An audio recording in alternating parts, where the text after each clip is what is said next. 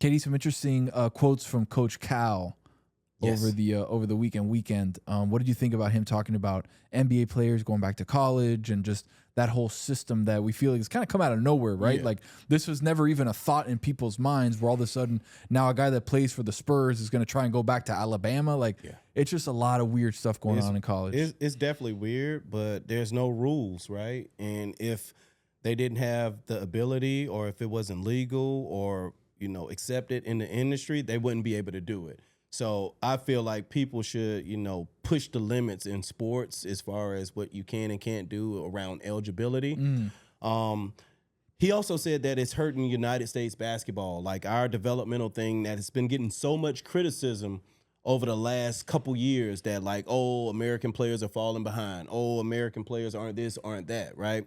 So it has an impact on that as well. But if we're going to talk about the D League and the G League guys kind of, going and playing college basketball, okay, then we have to start talking about the international players that play professionally and then come over and play college ball as well. Like it can't just be a one-sided thing, and it has to be some rules associated with that.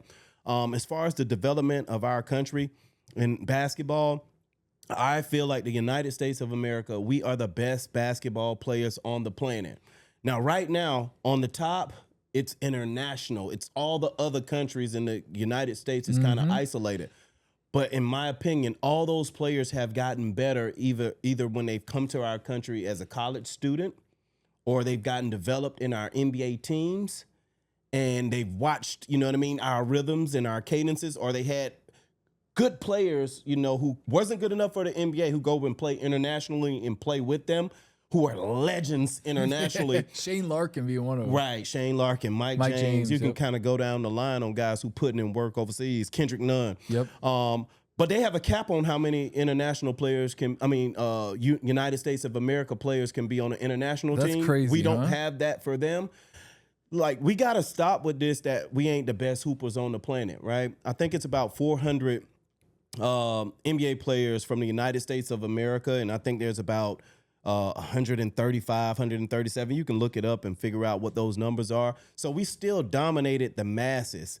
Now, what we can say is that, like, it's our job as a league to go and get the best players around the globe. And we do that. And we cultivate that talent because a lot of them didn't come in as great as they are now. Giannis wasn't great when he was in the B League in Greece. Absolutely not. Luka, when he was at Real Madrid, Luka was a cold player. You could see the potential. But when he got here in our system, our infrastructure, we took his game to the next level.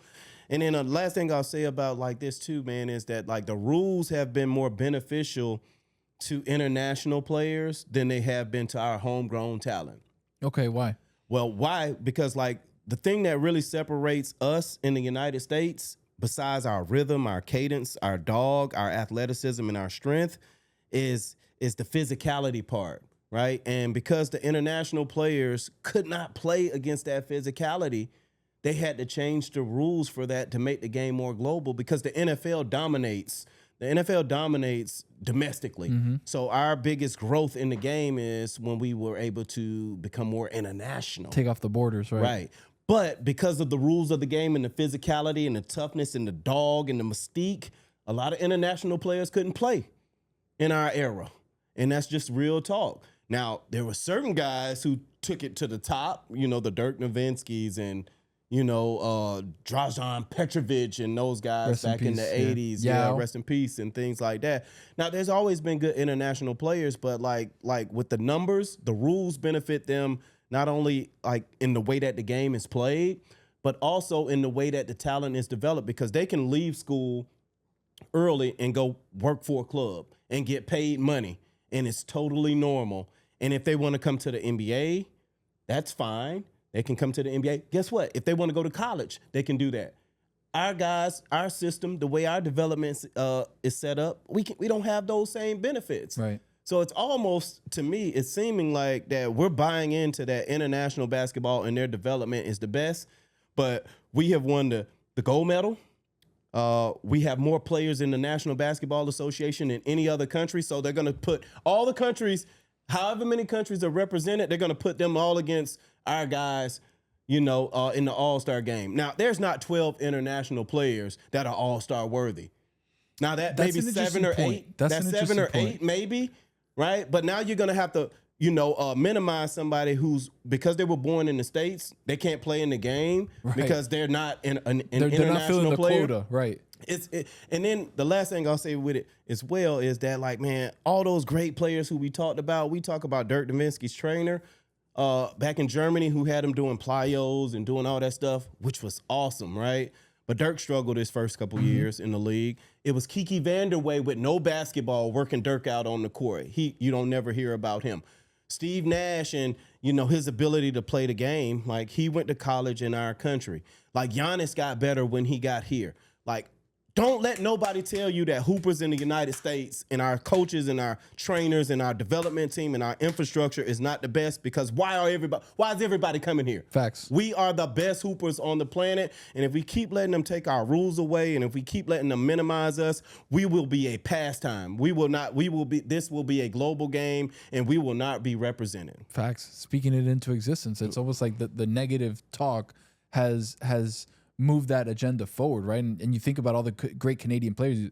The MVP is Canadian, right? Yeah. SGA is Canadian. Who coached him? Coach Cal. Coach Cal. But why are there not great Canadian players coming out of Canadian colleges? Because they come here to get developed.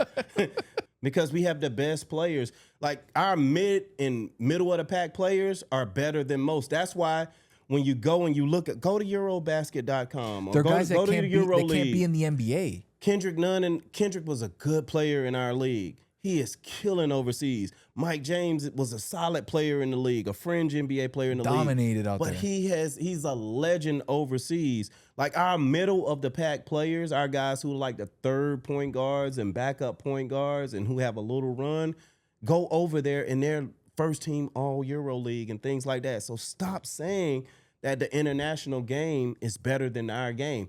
You just are adding 100+ countries to one country.